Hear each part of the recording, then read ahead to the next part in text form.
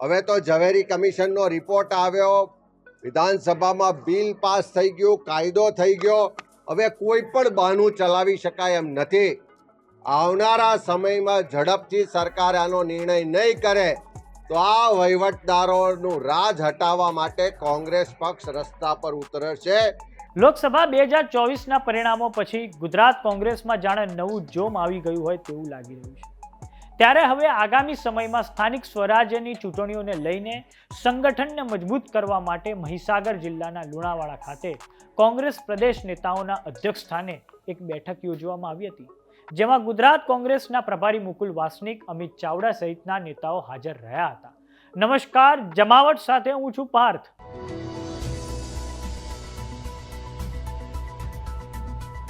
મહીસાગર જિલ્લાના લુણાવાડાના ધોડી રોડ ખાતે આવેલા 42 પાટીદાર સમાજ ઘર ખાતે ગુજરાત કોંગ્રેસના પ્રભારી મુકુલ વાસનિકની અધ્યક્ષતામાં મહીસાગર કોંગ્રેસ દ્વારા કોંગ્રેસ સંકલ્પ શિબિરનું આયોજન કરવામાં આવ્યું હતું, જેમાં મધ્ય ગુજરાત ઝોનના પ્રભારી ઉષા નાયડુ, વિધાનસભાના વિરોધ પક્ષના નેતા અમિત ચાવડા અને એમએલએ શૈલેષ પરમાર સહિતના નેતાઓ હાજર રહ્યા હતા. આ બેઠકમાં મોટી સંખ્યામાં કોંગ્રેસના કાર્યકર્તાઓ પણ હાજર રહ્યા હતા. આ શિબિરમાં કોંગ્રેસ નેતા અમિત ચાવડાએ ગુજરાત સરકાર પર પ્રહાર કરતા અનેક આક્ષેપો પણ કર્યા હતા, જેમાં ભ્રષ્ટાચાર, અધિકારી રાજ, વહીવટદારો, ચૂંટણીઓ તેમજ દારૂના ખુલ્લેઆમ થતા વ્યાપાર વગેરે મુદ્દાઓને લઈને સરકારને ઘેરી હતી. આ ચિંતન શિબિર બાદ અમિત ચાવડાએ મીડિયા સમક્ષ પ્રતિક્રિયા પણ આપી હતી, જેમાં તેમણે કહ્યું હતું કે ભાજપની સરકારને પ્રજાના ચૂંટાયેલા પ્રતિનિધિઓ વહીવટ કરે તેવું માફક જ નથી આવતું. બેફામ ભ્રષ્ટાચાર કરવા માટે આ ભાજપ સરકાર સ્થાનિક સ્વરાજની સંસ્થાઓમાં વહીવટદારોનું રાજ લાવી છે. હવે તો ઝવેરી કમિશનનો રિપોર્ટ પણ આવી ગયો, વિધાનસભામાં બિલ પણ પાસ થઈ ગયું છે.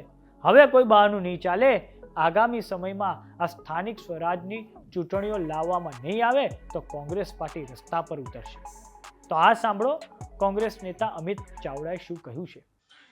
ભાજપની સરકારને પ્રજાના ચૂંટાયેલા પ્રતિનિધિઓ વહીવટ કરે એવું માફક નથી આવતું, પણ ભ્રષ્ટાચાર કરવા માટે, બેફામ રીતે સત્તાનો દુરુપયોગ કરવા માટે પોતાના માનીતા વહીવટદારો મૂકીને છેલ્લા 2 વર્ષથી આખા ગુજરાતમાં સ્થાનિક સ્વરાજની સંસ્થાઓમાં આ ભાજપની સરકાર વહીવટદારોનું રાજ લાવી છે.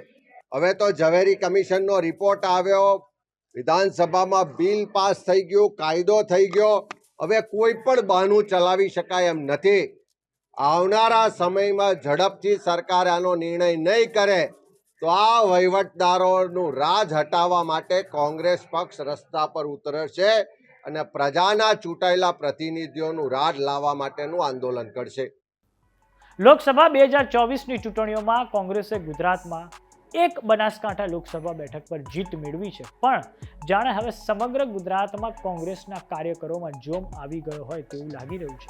અને હવે આવનારા સમયમાં જે સ્થાનિક સ્વરાજની સંસ્થાઓ છે તેની ચૂંટણીઓની તૈયારીના ભાગરૂપે કોંગ્રેસે બરાબર કમર કસી છે.